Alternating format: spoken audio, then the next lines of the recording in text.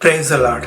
ఈరోజు దేవుని మాట యిర్మీయా 1:5. దేవుడు మనలో ప్రతి ఒక్కరిని మనము తల్లి గర్భంలో రూపొందింపబడక మునుపే ఎరిగి ఉన్నాడు. అలాగే ఏదో ఒక ఉద్దేశంతో దేవుడు మనలను సృష్టించాడు. ఇప్పుడు మనము అనుకున్నది జరగటం లేదని దిగులు పడుతూ వివిధ రకాల వ్యసనాలకు గురవుతూ లేదా నిరాశ నిస్పృహాలకు లోనై దేవునికి దూరంగా వెళ్లిపోయి ఆయనకు ఇష్టం లేని పాప కార్యములు చేస్తూ జీవితాన్ని పాడు చేసుకుంటూ దేవుడు మన కోసం దాచి ఉంచిన ఆశీర్వాదాలను కోల్పోతున్నాము. ప్రస్తుతము పరిస్థితులు నీకు అనుకూలంగా లేకపోవచ్చు. ప్రతి చోట నీకు అపజయమే ఎదురవుతుండవచ్చు. కానీ దేవుడు నిన్ను పుట్టించింది ఇలాగే బ్రతకడానికి కాదు. నిన్ను గొప్ప ఉద్దేశంతో పుట్టించాడు. ఆ ఉద్దేశానికి నిన్ను సిద్ధపరుస్తున్నాడు. అప్పటి వరకు తొందరపడి జీవితాన్ని చెడు వ్యసనాలకు బానిస చేసుకోవద్దు. తాత్కాలికమైన సుఖాల కోసము ఆయన కృపకు దూరం కావద్దు. ప్రతి నిత్యము ఆయన పాదాల చెంతకు చేరి నన్ను పుట్టించిన ఉద్దేశము